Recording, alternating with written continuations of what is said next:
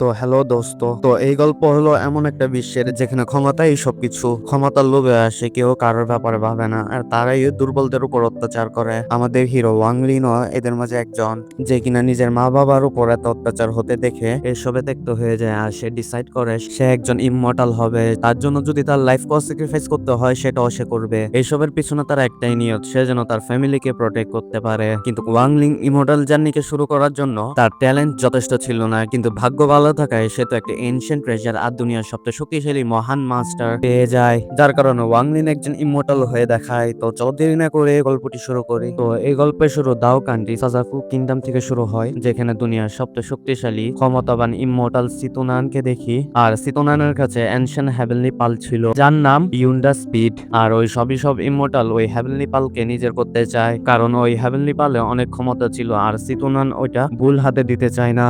এর জন্য সিতুনান the great three ইমমর্টালদের বিরুদ্ধে একাই খাড়া হয়ে যায়, যেখানে সবাই মিলে তো সিতুনানের উপর অ্যাটাক করতে থাকে। আর সিতুনান তো জানতো যদি তারা একা একা অ্যাটাক করে তাহলে তারা কখনোই সিতুনানকে হারাতে পারতো না। আর এভাবে সবার সাথে লড়া আমার জন্য একটু ডিফিকাল্ট, যেখানে এই কথাটি তো সত্য ছিল। সিতুনান যতবারই চেষ্টা করুক সে একাই তিনজনের সাথে টক্কর দিতে পারছে না, যেখানে সিতুনান তো তার পুরো জীবন লাগাই দিচ্ছে তাদেরকে হারানোর জন্য। তারপরও দ্য থ্রি গ্রেট ইমমর্টাল তার উপর ভারী পড়তে থাকে, আর ওই ইমমর্টালরা সিতুনানকে বলে তুমি ওই হেভেনলি পাল আমাদের কাছে দিয়ে দাও, তারপর আমরা তোমাকে জীবিত ছেড়ে দেব। কিন্তু সিতুনানের তো তার জানের চিন্তা ছিল না, তাই সে তার ফায়ার ফিনিক্স পাওয়ার ব্যবহার করে তাদের সাথে ফাইট করতে থাকে। অনেকক্ষণ ফাইট করার জন্য সিতুনানের এনার্জি প্রায় শেষের দিকে, যেটা অনুভব করে সিতুনান তো ভাবে সে তার শুধু আরেকটি অ্যাটাকই ব্যবহার করতে পারবে, যে অ্যাটাকের মাধ্যমে হেভেনলি অ্যানশিয়েন্ট পালকেও বাঁচাতে হবে, যেটার সাথে সে ফিঙ্গার ডেড টেকনিককে অ্যাক্টিভেট করে, যেটা কিনা একটা সেলফ ডিস্ট্রাকটিভ টেকনিক। বাকি ইমমর্টালরা জানতো যে এটা তাদের শেষ সুযোগ, এর আগে এই টেকনিক চালু হয়ে যায় আমাদের ওই হেভেনলি পালটাকে হাসিল করতে হবে,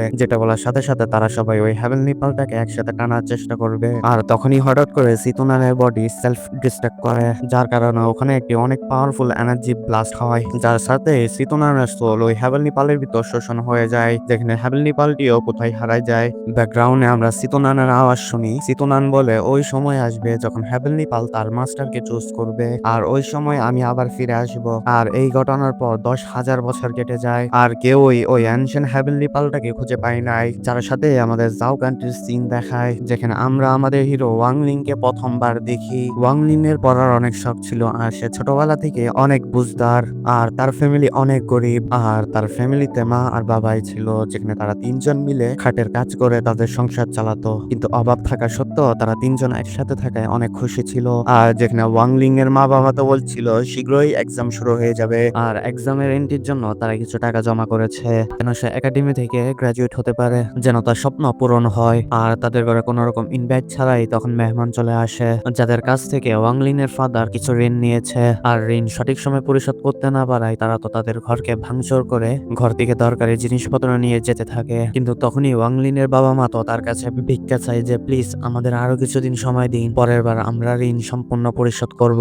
দেখেন এই টাকাগুলোর উপর আমাদের ছেলের ফিউচার নির্ভর করে, তাই এই টাকাগুলো আমাদের খুবই দরকার। কিন্তু তারা তিনজন তো অনেক বেশরম ছিল, যারা কিনা তাদের উপর দয়া না করে বলে আগামী মাসের মধ্যে যেন ঋণ সম্পূর্ণ পরিশোধ করে, না হলে তারা পরের বার আরো বেশি ভাঙচুর করবে। কিন্তু ওয়াংলিং তো তাদের মা বাবাকে এভাবে মাথা নিচু করতে দেখে তাদেরকে বলে আমার এরকম ফিউচার দরকার নেই, যার কারণে আমার মা বাবা মানুষের কাছে নিচু হতে হবে। এরপর তারা তিনজন যাওয়ার পরে তো ওয়াংলিং এর মা বাবা অনেক বেশি উদাস হয়ে যায়, আর তারা ওয়াংলিং এর কাছে ক্ষমা চায় বলে আমাদের মাফ করে দিও, কারণ আমরা ভালো বাবা মা হতে পারি নাই, আর না তো তোমাকে ভালো জীবন দিতে পেরেছি। আর যখন আমরা তোমার ফিউচারের জন্য এত কষ্ট করে কিছু টাকা জমা করেছি সেগুলোও চলে গেছে, তার মানে তুমি এবারও একাডেমি রেস্ট দিতে পারবা না। যেটা শুনে ওয়াংলিং এত পরেশান হয়ে যায়, আর সে তার মা বাবাকে আরো বেশি চিন্তিত হতে দিতে চায় না। আর তখনই ওখানে ওয়াংলির ফোর আঙ্কেল আসে, যে কিনা ঘরের এই অবস্থা দেখে বোঝা যায় যে এখানে কি হয়েছে। আর সে তার ভাইকে বলে আমি এখানে একটু জরুরি কাজে আসছি, তোমার তো মনে আছে হ্যাং ইউ সেট আমাদের জাও কিংডমে অনেক বেশি পপুলার, যারা কিনা ইমমর্টাল কাল্টিভেশনের জন্য নতুন ডিসেবল চুজ করছে,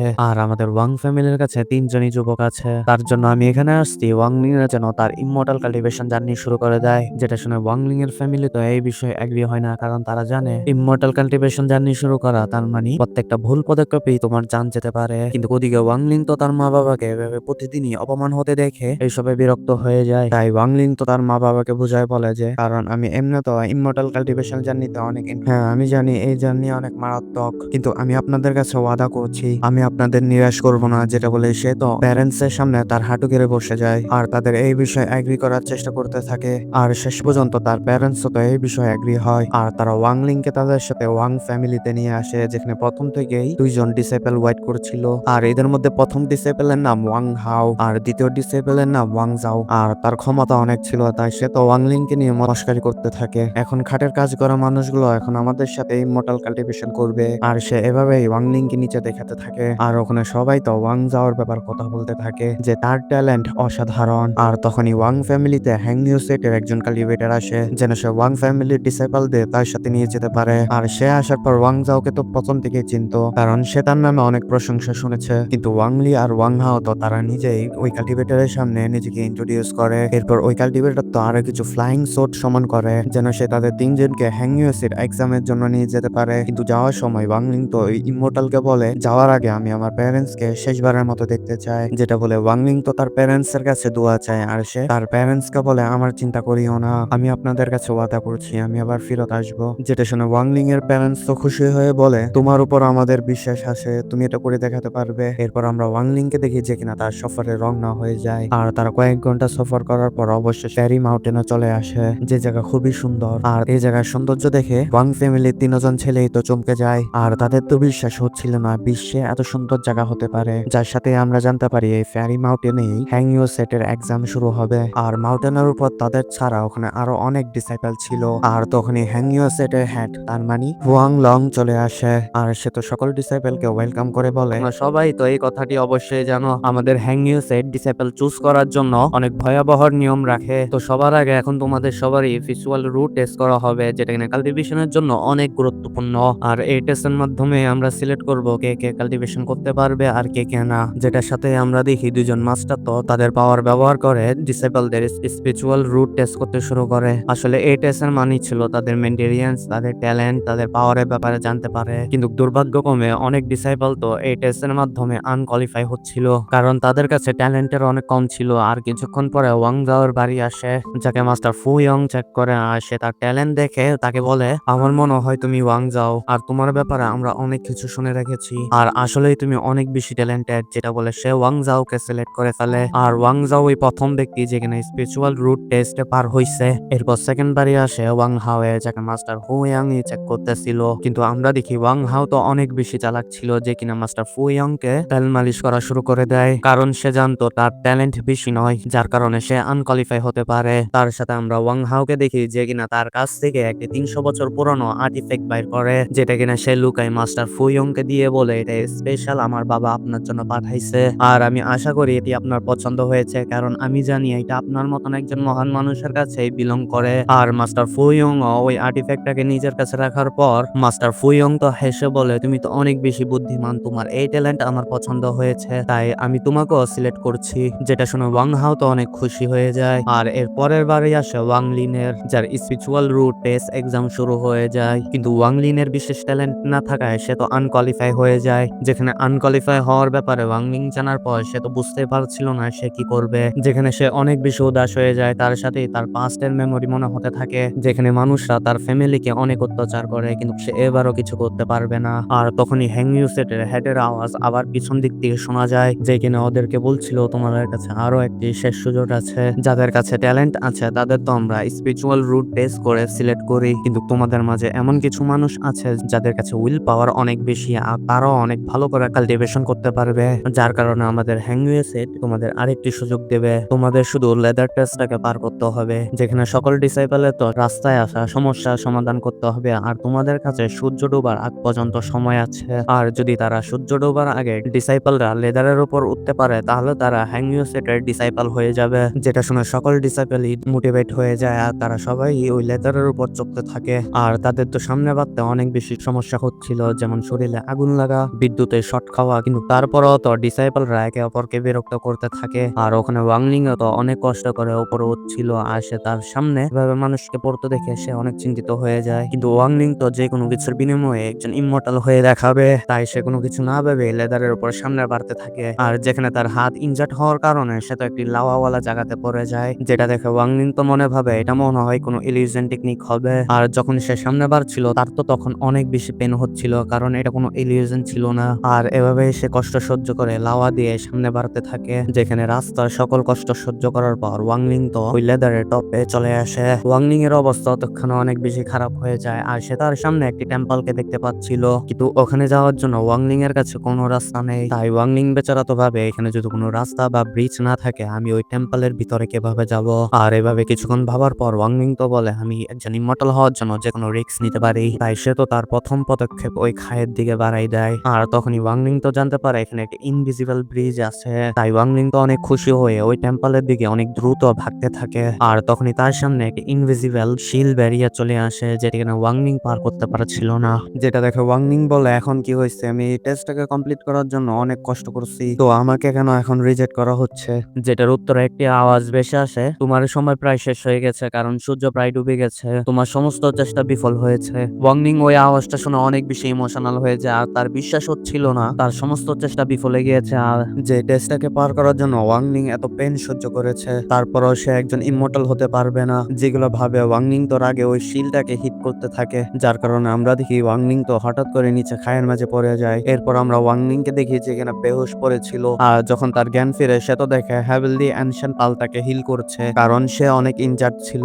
যেগুলো দেখে ওয়াংনিং তো কিছুই বুঝতে পারতেছিল না যে আসলে এখানে হইতেছে কি। আর ওয়াংনিং যখন ভুল করে ওই হ্যাভেলদি অ্যানশিয়েন্ট পালটাকে টাচ করে আর তখন হ্যাভেলদি অ্যানশিয়েন্ট পাল তো তাকে তার ভিতর টেলিপোর্ট করে ফেলে, যেখানে দ্য গ্রেট ইমমর্টাল সিতোনানের সোলো ছিল, যেখানে ওয়াংনিং কে দেখে খুশি হয়ে বলে এত বছর হয়ে গেছে শেষ পর্যন্ত এই সময়টা এসে গেছে যখন আমি মুক্তি পাবো, তোমাকে চুজ করা হয়েছে আমার নতুন বডির জন্য। যেটা বলে এই সিতুনান ওয়াংলিং এর বডির উপর কন্ট্রোল করার চেষ্টা করে, যার কারণে আমরা দেখি ওয়াংলিং এর বডি থেকে তো তার সোল হঠাৎ করে বাইরে চলে আসে আর কিছুক্ষণ পরে তার সোল নিজে নিজে তার বডির ভিতর চলে আসে। তার মানে সিতুনানের সোল ওয়াংলিং এর বডির উপর কন্ট্রোল করতে পারছিল না, যার কারণে সিতুনান তো একটু অবাক হয়, কিন্তু সিতুনান তো হার মানে না। তাই সে লাগাতার কিছু ঘন্টা ওয়াংলিং এর বডির উপর কন্ট্রোল করার চেষ্টা করে, যেগুলোতে ওয়াংলিং তো এখন বোর হয়ে যায় আর সে তার মনে ভাবে জানি না ওই সিনিয়র এখন কি করার চিন্তা ভাবনা করছে আর উনি এসব কখন শেষ করবে। ওদিকে সিতুনান্তর আগে এবার বলে এটা হতে পারে না, আমি প্রায় 10,000 বছর অপেক্ষা করেছি এই সময়টার জন্য আর এখন যখন হ্যাভেনি অ্যানশেল পাল তার নতুন মালিককে চুজ করেছে আমি তার বডিকে কন্ট্রোল করতে পারছি না, আমি নিজের বানাতে পারছি না।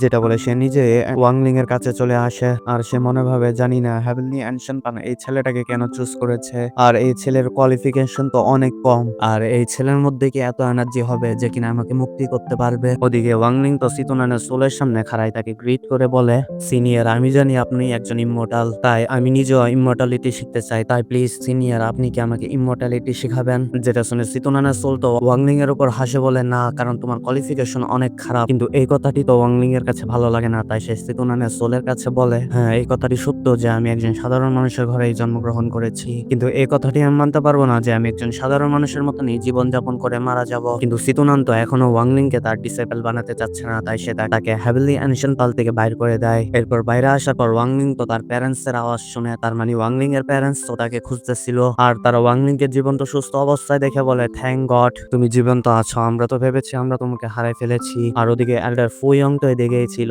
যে কিনা ওয়াংলিং এর সাহস দেখে বলে তুমি তো প্রায় আমাকে ইমপ্রেস করে ফেলেছো, হ্যাঁ আমি মানছি তুমি তোমার টেস্ট কমপ্লিট করতে একটু লেট হয়েছ, তারপর আমি তোমাকে আমার রেজেকশন ডিসাইপল বানাতে রেডি। যেখানে ওয়াংলিং বেচারা তো একজন ইনার ডিসাইপল হইতে চাইতেছিল, তারপরও সে খুশি হয়ে এটাকে অ্যাকসেপ্ট করে। তাই মাস্টার ফুইয়ং তো তার একজন সিনিয়র ডিসাইপলকে বলে ওয়াংলিং কে তার সাথে নিয়ে যেতে, আর যেখানে ওয়াংলিং তার মা বাবা থেকে আবার বিদায় নিতে হয় আর রাস্তা যাওয়ার সময় ওয়াংলিং তো তার মনে ভাবে যত কিছুই হয়ে যাক আমি একদিন কোর ডিসাইপল হয়ে ছাড়বো। এরপর আমরা নেক্সট সিনে দেখি ওই সিনিয়র ডিসাইপল ওয়াংলিং কে থ্যাংইউসে তার সাথে নিয়ে আসছে, যার সাথে এসে ওয়াংলিং কে এখানে নিয়মগুলা বলতে শুরু করে দেয়, যেখানে ডিসাইপলদের আলাদা আলাদা র্যাঙ্কে ভাগ করা হয়েছে, যেমন সাদা কাপড় ডিসাইপলদের টপ ডিসাইপল বলা হয়, এরপর আসে রেড ডিসাইপল, এরপর আসে ইয়েলো ডিসাইপল, আর গ্রে ড্রেস ডিসাইপলদের ডিসাইপল ধরা হয় না কারণ তারা শুধু রেজিস্টার্ড ডিসাইপল। এসব বলে ওই সিনিয়র ডিসাইপল ওয়াংনিং কে ব্রাদার ইয়োর নামের একজনের কাছে ছেড়ে চলে যায়, কিন্তু আমরা তো দেখি ব্রাদার ইয়ো একজন নিঃস্বার্থপর আর অহংকারী মানুষ ছিল, কারণ সে একবারও ওয়াংলিং এর সাথে সুন্দরভাবে কথা বলে নাই আর ওখানে সমস্ত ডিসাইপলই এক একটা লুজার ছিল যারা কিনা খেলাধুলার মাঝে সময় নষ্ট করত, কিন্তু একজন বাদে যার নাম জ্যাংহো যাকে দেখে একটু বুদ্ধিমানও মনে হচ্ছিল আর সে ওয়াংলিং নতুন হওয়া সত্ত্বেও তার সাথে অনেক ভালো ব্যবহার করে। আর এখানে তো এসব চলতেছিল, কিন্তু হঠাৎ করে ব্রাদার লু তো কিছু কাঠ নিচে ফেলাই দেয় আর সে সকল ডিসাইপলকে বলে চলো এখান থেকে এক এক কাঠ চুজ করো তোমরা। যেটা শুনে সকল ডিসাইপলই একে অপরের সাথে কারাকরি করে সকল কাঠ উঠে নেয়, কিন্তু লাল কাঠটি ছাড়া, তাই ওই রেড কাঠটি তো ওয়াংলিং এর ভাগে চলে আসে। আর তখনই ব্রাদার লু তো সকল ডিসাইপলদের বলে তোমাদের এই কাজটি 7 দিনের ভিতর কমপ্লিট করতে হবে। যদি এটা তোমরা কমপ্লিট 7 দিনের ভিতর না করতে পারো তাহলে তোমাদের হ্যাংইউসের থেকে বাইর করে দেওয়া হবে। যেটা শুনে ওয়াং লিং তো ব্রাদার লু এর কাছে জিজ্ঞাসা করে, যদি এই কাজটি আমরা 7 দিনের আগে কমপ্লিট করি তাহলে কি তুমি আমাদের কাল্টিভেশন করা শেখাবে? যেটা শুনে ব্রাদার লু তো ওয়াং লিং এর উপর হাসে চলে যায়। আসলে ওই কার্ডগুলোর কাজ কমপ্লিট করা 7 দিনও ইম্পসিবল, আর রেড কার্ডের কাজ তো আজ পর্যন্ত কেউ কমপ্লিটই করতে পারে নাই। তাই ওই রেড কার্ডটাকে কেউ নিতে চাচ্ছিল না, যার কারণে তাদের কাছে কাল্টিভেশন করার সময় থাকবে না। তার মানে তাদেরকে শুধু গোলামের মতো কাজই করায়। এরপর রাতের দিকে তো ওয়াং লিং এর ঘুম আসে না, কারণ সে এখনো এই বিষয়ে ভাবতেছিল। তাই সে ব্রাদার জ্যাং এর কাছে বলে, আসলে পানি ভরা কি এত কষ্টের কাজ? কারণ কোন ডিসাইপলই ওই রেড কার্ডটাকে অ্যাকসেপ্ট করতেছিল না। যেটা শুনে ব্রাদার জ্যাং তো শুধু ওয়াং লিং কে এতটুকুই বলে, এটার উত্তর তো তুমি সকালে জানতে পারবে। আর সকালের দিকে ওয়াং লিং এর চোখ তো সত্যিকারই ফাটার মতন অবস্থা ছিল, কারণ তার সামনে অনেক বড় বড় কয়েকটা ড্রাম ছিল। তারপর ওয়াং লিং সাহস করে বালতি নিয়ে ওই পানির ড্রাম গুলাকে ভরার চেষ্টা করতেছে, কিন্তু একদিন হয়ে যায় তারপরও ওয়াং লিং একটা পানির ড্রাম বুড়াতে পারে নাই। যেটা দেখে ওয়াং লিং তো উদাস হয় না, আর সে তার মনে বলে আর 6 দিন বাকি আছে, অবশ্যই এটা আমি করতে পারবো। এরপর নেক্সট ডে ওয়াং লিং তার পুরো মন ধ্যান দিয়ে কাজ করতেছিল, যেখানে এত বেশি কাম করার জন্য তার হাতের চামড়া তো উঠে যায়। আর তার হাতের এই অবস্থা দেখে ওয়াং লিং এর তো অনেক পেন হচ্ছিল। আর হঠাৎ করে ওয়াং লিং এর তার ওই গুহার সিন মনে হয়ে যায়, যেখানে হেভেনলি অ্যানশিয়েন্ট পাল তাকে হিল করছিল। তাই ওয়াং লিং দ্রুত ওই হেভেনলি অ্যানশিয়েন্ট পালটাকে বাইর করে পানিতে রাখে দেয়, যে পানি দিয়ে হাত ধোয়ার কারণে আমরা দেখি ওয়াং লিং এর হাত ঠিক হয়ে যায়, যার সাথে ওই পানি পান করার কারণে ওয়াং লিং এর শরীরের যত ক্লান্তি ছিল সব দূর হয়ে যায়। যেটা দেখে ওয়াং লিং তো অনেক বেশি খুশি হয়ে যায়। এরপর আমরা রাতের দিকে সিন দেখি, যেখানে একটি মিস্টেরিয়াস পারসন, যেখানে ব্রাদার ইউর সাথে দেখা করতে আসছে। আর সে ব্রাদার ইউ কে বলে, এই হ্যান ইউ সেট একটা নর্মাল সেট, এখানে ডিসাইপলরা এত বেশি পাওয়ারফুল না। তারপর ওরা হেভেনলি অ্যানশিয়েন্ট মাউন্টেনের কাছে ঘুরতে থাকে, আর আমার মনে হয় এখানে অনেক দামি আর্টিফ্যাক্ট আছে, আর এখানে ডিসাইপলরা কখনো বা কখনো ওই ট্রেজার গুলাকে খুঁজে পাবে। ওই আর্টিফ্যাক্ট আমাদের ইমমর্টালিটি বাঁচাতে সাহায্য করবে। যদি তোমার কোনো বিষয় অদ্ভুত লাগে তাহলে দ্রুত আমাকে রিপোর্ট করবা। যেটা শুনে ব্রাদার লিও তো বলে, আপনি এই বিষয়ে চিন্তা করবেন না, কারণ এটা আমি বুঝে গেছি। যদি কোনো ডিসাইপল ওই ট্রেজারটাকে খুঁজে পায় তাহলে আমি তার থেকে ওটা নিয়ে আপনাকে দিয়ে দিব। এরপর আমাদের পরের দিনের সিন দেখায়, যেখানে ওয়াং লিং অনেক কেয়ারফুলি হোস্ট জমা করেছে, যেটা কিনা অনেক পিওর ওয়াটার হয়, যেখানে এনশিয়েন্ট আর্টিফ্যাক্ট ঢালার কারণে ওটার পাওয়ার অনেক বেড়ে যায়। যে পানিটাকে পান করার কারণে ওয়াং লিং অনুভব করতে পারছিল তার ক্ষমতা অনেক বেড়ে গেছে, আর তার এনার্জি ফ্লো করতেছিল। আর মাস্টার সিতুবি হেভেনলি অ্যানশিয়েন্ট পাল থেকে এসব দেখে বলে, তুমি মানো আর না মানো, এই ছেলের কাছে বুদ্ধি তো অনেক আছে, কারণ সে হেভেনলি অ্যানশিয়েন্ট পালের ওয়াটার অ্যাট্রিবিউশন কে অনেক বাড়াই দিচ্ছে। এরপর ওয়াং লিং তো এভাবেই তার ক্ষমতা বাড়াতে থাকে, যার সাথে সে ওই কন্টেনার গুলো ফুল করতেছিল, যার কারণে ওয়াং লিং এর কাজ তো শুধু 4 দিনে কমপ্লিট হয়ে যায়। আর তার উপর ব্রাদার লু তো লুকায় নজর রাখতেছিল, আর তার বিশ্বাস হচ্ছিল না এত কঠিন মিশন সে 4 দিনে কিভাবে কমপ্লিট করছে। যার কারণে সে ওয়াং লিং এর কাছে আসে, তার পাওয়ার ব্যবহার করে ওয়াং লিং কে বেঁধে ওই পানিটাকে নিজের কাছে রেখে দেয়, যার সাথে সে ওয়াং লিং কে পিটতে শুরু করে দেয়। আর সে তাকে বলে, তুমি হ্যাংইউসেটে আসে এখানে ট্রেজার চুরি করার চেষ্টা করছো, আর তোমাকে অবশ্যই একটা কথা মনে রাখতে হবে, তুমি যতদিন এখানে আসো তোমার প্রত্যেকটা জিনিসই আমাদের। তাই এর পরের বার যখন তুমি কোনো দামি জিনিস পাবে ওটা নিজের জন্য ব্যবহার করবে না, বরং আমার জন্য নিয়ে আসবে। যেটা বলে সে ওই পানির বোতলটির দিকে দেখে। আসলে সে জানতো না হেভেনলি অ্যানশিয়েন্ট পাল নামে কোনো ট্রেজার আছে, কিন্তু নিচে পড়া থাকা ওয়াং লিং এর তো ব্রাদার ইউর উপর অনেক রাগ হচ্ছিল, কিন্তু সে কিছুই বলে না। আর এইসব দেখে তো সিতোনান অনেক বেশি রেগে যায়, আর সে ওয়াং লিং কে বলে, দাঁড়া হয়ে যাও, তার উপর অ্যাটাক করো, তুমি তার সাথে ফাইট করছো না কেন?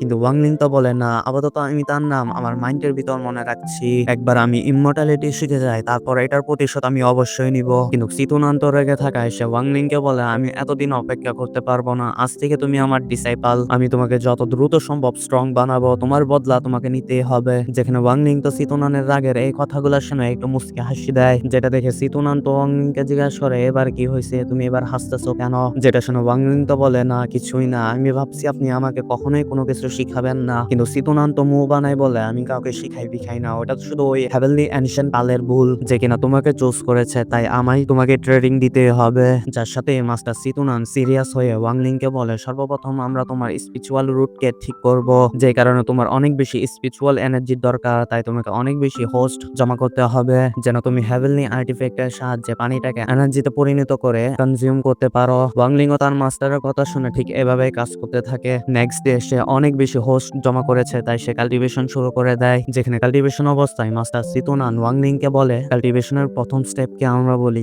কি এনার্জি কনডেনসেশন, সেকেন্ড স্টেপকে আমরা বলি ফাউন্ডেশন বিল্ডিং, আর থার্ড স্টেপ কো জাইডেনের নামে জানা যায়। এরপরও আগে আরো 4টি স্টেপ আছে, যেমন ন্যানসেন সোল, ট্রান্সফর্ম ইনটু গোল্ড ইত্যাদি। তোমাকে সমস্ত এই কাল্টিভেশনের নামগুলোকে মনে রাখতে হবে। ওয়াং লিং ওনার কথা শুনে কাল্টিভেশন প্র্যাকটিস করতে চলতেছিল। আর প্রথমের দিক থেকে তো ওয়াংলিং এরও অনেক সমস্যা হচ্ছে, কিন্তু মাস্টার সিতু তো বলে নিজের শ্বাস নিঃশ্বাসের উপর ধ্যান দাও, কারণ তুমি যত বেশি ওটার উপর কন্ট্রোল করতে পারবে তত ভালো করে কাল্টিভেশন করতে পারবে। যার সাথে মাস্টার সিতুনান ওয়াংলিংকে আরো বলে তুমি খুব দ্রুত বাইরের কাল্টিভেটরদের পিছনে ছেড়ে দিবে, কারণ এখানে 10 ঘন্টা বাইরের 1 ঘন্টা সমান, তার মানে তুমি অনেক কম বয়সে অনেক বেশি কাল্টিভেশন করতে পারবে। যেগুলো শুনে ওয়াংলিং তো অনেক বেশি খুশি হয়, আর সে দিনের পর দিন এভাবেই কাল্টিভেশন করে। আর ওয়াংলিং তো হঠাৎ করে একদিন দেখে মাস্টার ফুইয়ং তাদের সাথে দেখা করতে আসছে, তার মানে মাস্টার ফুইয়ং এখান থেকে একজন ডিসাইপলকে প্রমোট করে ইয়েলো ড্রেস দিবে, যেটা বুঝে সকল ডিসাইপলই অনেক বেশি খুশি হয়ে যায়, কারণ তাদের ভিতর থেকে আজ একজন প্রমোট হয়ে ইনার ডিসাইপল হতে পারবে। কিন্তু ওয়াংলিং তো চুপচাপ নিজের জায়গায় দাঁড়াই ছিল, যার কারণে মাস্টার ফুইয়ং তো ওকে চুজ করে ফেলে। আর সে তাকে বলে আমি দেখছি তুমি গত কয়েকদিন ধরে অনেক বেশি পরিশ্রম করতেছ, যার সাথে কিছু এনার্জি পিল সে ওয়াংলিং কে দেয়, যেগুলো খাওয়ার পর ওয়াংলিং ইয়েলো ড্রেস ডিসাইপল হয়ে যাবে। তাই ওয়াংলিং ও ঠিক এভাবেই করে, যার কারণে ব্রাদার জ্যাং তো অনেক বেশি খুশি হয়, কিন্তু বাকি ডিসাইপলরা এটা দেখে খুশি হয় না। আর তারা এটাই বলতে থাকে আমরাও সবাই অনেক পরিশ্রম করছি, তাই আমাদের কেন এই সুযোগটা দেওয়া হচ্ছে না। কিন্তু ওয়াংলিং তো ওদের কথায় পাত্তা দেয় না, আর সে তার ইয়েলো ড্রেস পরার পর ঠিক আগের মতোই পরিশ্রম করতে থাকে, যার সাথে আমরা দেখি মাস্টার সিতুনান ও ওয়াংলিং কে গ্র্যাভিটেশনাল পুল টেকনিক শিখায় দেয়। তার মানে সে কোনো কিছুকে টাচ না করে শুধু নিজের মেন্টাল পাওয়ার ব্যবহার করে কোনো কিছুকে কন্ট্রোল করতে পারে। তাই ওয়াংলিং তো এই বিষয়টা নিয়ে অনেক বেশি খুশি হচ্ছিল। তখনই মাস্টার সিতুনান তো বলে তুমি এখনো এই টেকনিকটাকে ফুল মাস্টার করো নাই, যদি তুমি এই টেকনিকটাকে ফুল মাস্টার করো তাহলে তোমার অনেক কাজে আসবে। আর তখনই হঠাৎ করে ওয়াংলিং তো ব্রাদার জং এর আওয়াজ শুনে, যে কিনা ব্রাদার লু এর সাথে তর্ক করছিল, কারণ সে তাকে হ্যাংইউসের থেকে বের করে দিয়েছে। আর সে এই বাহানাটা দিচ্ছে যে তুমি তোমার মিশন 7 দিনের ভিতর কমপ্লিট করো নাই, তাই তোমাকে বাইর করে দেওয়া হচ্ছে। কিন্তু ব্রাদার জ্যাং তো জানতো তার মিশনকে খারাপ করার পিছনে ব্রাদার লুয়ারই হাত আছে, আর এখানে তার কোনো দোষ নাই। আর জ্যাং তো দেখে লুও তার কথাকে ইগনোর করছে, তাই সে তাকে ধুমকি দিয়ে বলে তোমার সমস্ত কালো কাজের ব্যাপারে আমি জানি, তুমি রাত্রের দিকে প্রায় কেউ একজনের সাথে লুকাই লুকাই দেখা করো আর হ্যাংইউসেটের ট্রেজারে ওনার সাথে এক্সচেঞ্জ করো, তাই আমি এখনই যাই সিনিয়র এল্ডারদের কাছে এই বিষয়ে রিপোর্ট করব। তাই সে তো যেতে থাকে, কিন্তু ব্রাদার লু তো তার উপর হঠাৎ করে পিছন দিক দিয়ে অ্যাটাক করে, যার কারণে ব্রাদার জ্যাং তো একটু ঘায়েল হয়ে যায়। যার সাথে লিও তো বলে আমি তো তোমাকে এখান থেকে জীবন্ত যেতে দিচ্ছি না, তাহলে তুমি আমার এই ব্যাপারে কাকে রিপোর্ট করবে, যেটা বলে সে আবার ব্রাদার জ্যাং এর উপর অ্যাটাক করবে। আর তখনই হঠাৎ করে ওয়াংলিং তাদের মাঝে চলে আসে, যে কিনা নিজের গ্র্যাভিটেশনাল পুল টেকনিক ব্যবহার করে ওই অ্যাটাকটাকে ব্লক করে। যার সাথে ওয়াংলিং বলে তোমার এই চুরি ডাকাতি অনেক হয়েছে, এখন আমি তোমাকে কেউরই ক্ষতি করতে দেব না। যেটা দেখে ইউ তো বলে তুমি মামুলি একটা টেকনিক কি শিখে ফেলেছ, তোমার কি মনে হয় তুমি আমার মোকাবেলা করতে পারবে? যেটা বলার সাথে সাথে তাদের ভিতর আরেকটি ফাইট শুরু হয়ে যায়, যেখানে ওয়াংলিং তো ব্রাদার লিওর বরাবর টক্কর দিচ্ছিল। ইভেন কি আমরা দেখি ওয়াংলিং ধীরে ধীরে ব্রাদার লিওর উপর ভারী পড়তে থাকে, যার সাথে ওয়াংলিং তার সমস্ত এনার্জি এক জায়গায় দলা করে তার উপর একটি পাওয়ারফুল অ্যাটাক করে দেয়। যার সাথে ওয়াংলিং তো বলে এটা ওটার জন্য যেটা তুমি আমার সাথে করেছ। আর ব্রাদার লিও তো ওই অ্যাটাকটাকে ব্লক করার জন্য তার পুরো জীবন লাগাই দিচ্ছে। আর তখনই তার পিঠ পিছে কেউ ছুরি ঢুকাই দেয়, যেটা আর কেউ না ব্রাদার জ্যাং, যে কিনা তার জান নিয়ে নিয়েছে। ওয়াংলিং তো ব্রাদার লিওর লাশ দেখে অনেক বেশি চমকে যায়, আর সে তো ব্রাদার জ্যাংকে উঠায় বলে এটা কোনো বিষয় না, এখন তুমি চলে যাও যেন তোমার উপর কেউ সন্দেহ না করে, আমি এখানে সবকিছু হ্যান্ডেল করব। এরপর ব্রাদার জ্যাংও যাওয়ার সময় ওয়াংলিং কে বলে নিজের ধ্যান রাখিও। আর সে যাওয়ার পর ওয়াংলিং তো নিজের গ্র্যাভিটেশনাল পুল টেকনিক ব্যবহার করে ওই লাশটাকে ঠিকানা লাগানোর চেষ্টা করে, কিন্তু সে নিজের টেকনিককে মেনটেন করতে পারছিল না, যেটা দেখে ওয়াংলিং তো অনেক অবাক হয়ে যায়। আর সে অবাক হয়ে বলে এখন আমার কি এনার্জি এখন কেন কনডেন্স হচ্ছে না। তাই সে এই ব্যাপারে মাস্টার সিতুনানকে বলে, মাস্টার সিতুনান তো তাকে চেক করে বলে তোমার শরীরে কোনো এক ধরনের পয়জন চলে আসছে, কিন্তু তুমি আমাকে বলতে পারো তুমি এমন কি খেয়েছিলে যার কারণে তোমার শরীরে পয়জন আসতে পারে। যেটা শুনে ওয়াংলিং তো মনে করে এল্ডার ফুইয়ং তাকে কিছু এলেক্সা দিয়েছিল, এরপর থেকে এসব শুরু হয়েছে।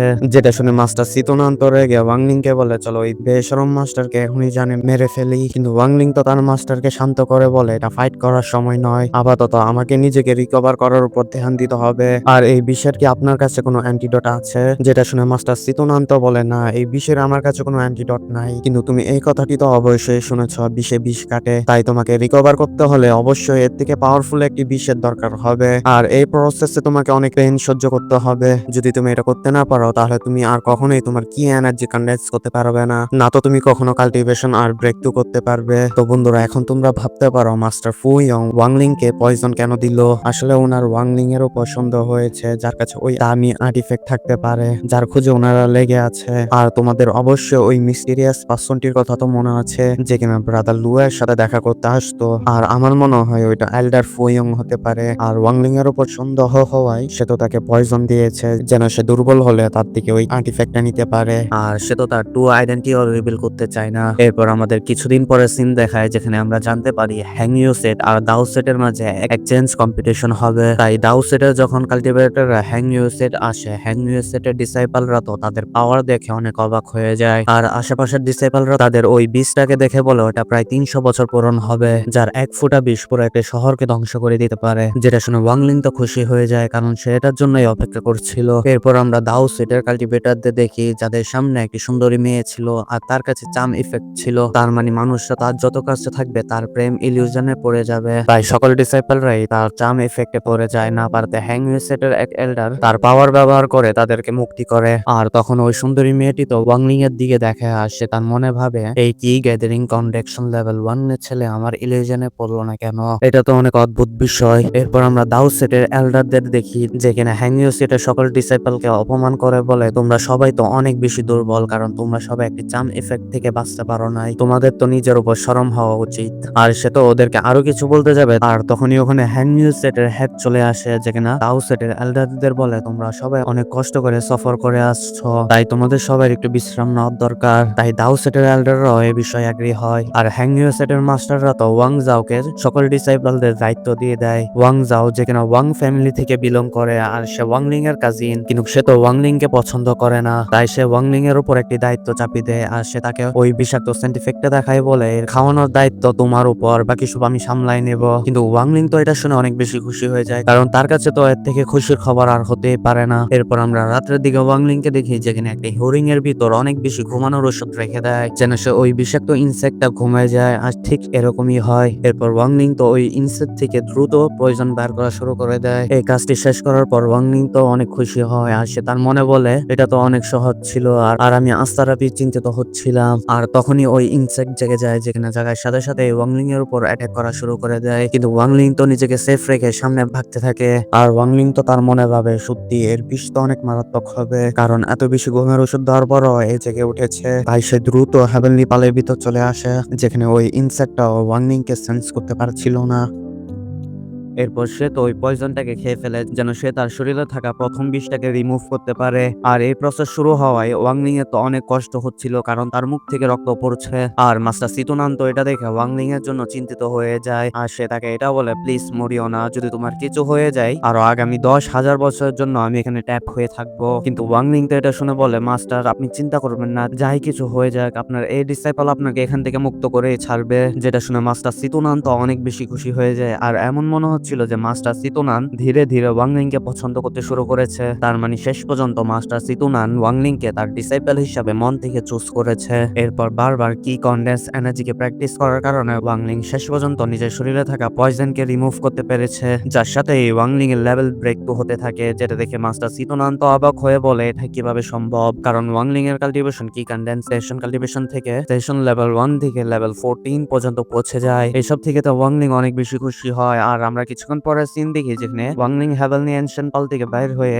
আর তখনই দাও সেটের কিছু কাল্টিভেটররা ওয়াংলিং কে খুঁজে বলে তুমি ওয়াংলিং যে কিনা আমাদের সেন্টিপিটের খাবার খাওয়ানোর দায়িত্বে ছিলে, তো বলো তুমি ওর সাথে কি করেছো, কারণ তুমি খাবার খাওয়ানোর পরে সে অনেক অদ্ভুত ব্যবহার করছে। কিন্তু ওয়াংলিং তো বলে আমি ঠিক জানি না তোমরা কি বিষয়ে কথা বলছো, কারণ আমি যখন তাকে খাবার খাওয়াই এসেছি সে তো তখন ঠিকই ছিল। কিন্তু এটা শুনে তো দাও সেটের ডিসাইপলরা রেগে বলে তোমার সাহস কিভাবে হলো আমাদের মিথ্যা বলার। তাই তারা তো ওয়াংলিং এর উপর অ্যাটাক করার চেষ্টা করে, কিন্তু তাদের মাঝে তখন এল্ডার ফু ইয়ং চলে আসে যে কিনা তাদের মাঝখানে থামায় দেয়। এখনো কম্পিটিশন শুরু হয় নাই, তাই দাও সেটের কাল্টিভেটররা হ্যাং ইউ সেটের ডিসাইপলদের উপর কোনো প্রকার অত্যাচার করতে পারবা না, আর না হয় তোমাদের ডিসকোয়ালিফাই করা হবে। যেটা শুনে দাও সেটের কাল্টিভেটররা তো তাদের পাওয়ার ডিঅ্যাক্টিভেট করে বলে ঠিক আছে আমরা তোমাকে এক্সচেঞ্জ কম্পিটিশনে দেখে নেব। তাই তারা সবাই তো চলে যায়। এরপর আমরা ওয়াংলিং কে দেখি যে কিনা মাস্টার ফু ইয়ং এর শুকরিয়া আদা করেছিল আর সে তার তারিফ করে নিজেকে অনেক দুর্বল দেখানোর চেষ্টা করে যেন সে একা তাদের কিছুই করতে পারতো না। ও মাস্টারকে বলে আপনি আমার জীবন বাঁচাইছেন, জানি না আপনি না আসলে ওখানে আমার কি হইতো। কিন্তু মাস্টার ফু ইয়ং তো বলে না তুমি তো আমার ডিসাইপলই, তাই ওটা তো আমার কর্তব্যই ছিল।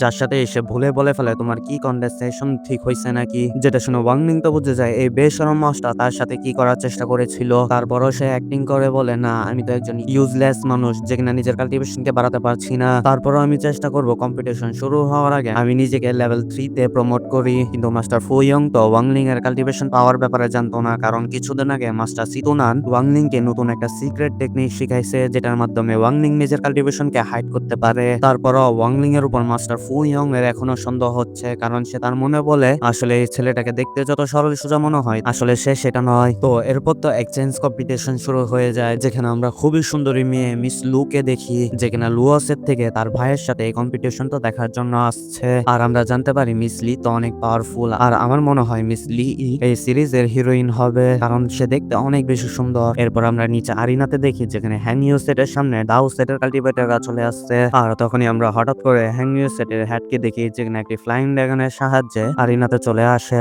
আর সে সকলকে বলে এই এক্সচেঞ্জ কম্পিটিশনের মাঝে হ্যাংইউ সেট আর দাও সেটের ভিতর ডিসাইপলদের ফাইট হবে। যে সেটের ডিসাইপলরা শেষ পর্যন্ত আরিনাতে থাকতে পারবে তারাই উইনার হবে। তো চলো এই কম্পিটিশনকে শুরু করো, যার সাথে যুদ্ধ শুরু হয়ে যায়। সর্বপ্রথম দাও সেটের একজন কাল্টিভেটর অনেক দ্রুত মুভ করে আরিনাতে চলে আসে, তাই ওর সাথে ফাইট করার জন্য হ্যাংইউ সেটের একজন কাল্টিভেটর চলে আসে। কিন্তু আমরা তো দেখি দাও সেটের কাল্টিভেটর অনেক বেশি পাওয়ারফুল ছিল, কারণ তার সামনে সে কিছুক্ষণ টিকতে পারে নাই, যেটা দেখে ওয়াং তো চিন্তিত হয়ে বলে এই ব্যক্তিটি তো কি কন্টেস্টেশন 13 লেভেলে আছে। আর ওদিকে হ্যাংইউ সেটের মাস্টাররা তো নিজের ডিসাইপলদের হাতে দেখে অনেক বেশি রেগে যাচ্ছিল, যেটা দেখে দাও সেটের মাস্টাররা তো ওদেরকে আরো চাতানোর জন্য বলে তোমরা তোমাদের যত শক্তিশালী ডিসাইপল পাঠাও না কেন, সে আমাদের একা এই ডিসাইপলকে হারাতে পারবে না, তাই ভালো এটাই হবে তোমরা এখনই হার মেনে যাও। কিন্তু হ্যাংইউ সেট এত সহজে কিভাবে হার মানবে, তাই হ্যাংইউ সেটের সবচেয়ে শক্তিশালী ডিসাইপল হ্যাংইউ সং ব্যাটেল আরিনাতে চলে আসে। তাই হ্যাংইউ সেটের ডিসাইপলরা তো অনেক বেশি খুশি হয়ে যায়, কারণ তারা সবাই তাকে অনেক রেসপেক্ট করে। ওয়াংলিং ব্রাদার্স জং কে এভাবে আসতে দেখে তার মনে ভাবে এতে কোনো সন্দেহ নেই যে ব্রাদার্স জং এর শর্ট টেকনিক অনেক মারাত্মক, তারপরও তার এই অ্যাবিলিটি তাকে হারানোর জন্য যথেষ্ট নয়। আর ঠিক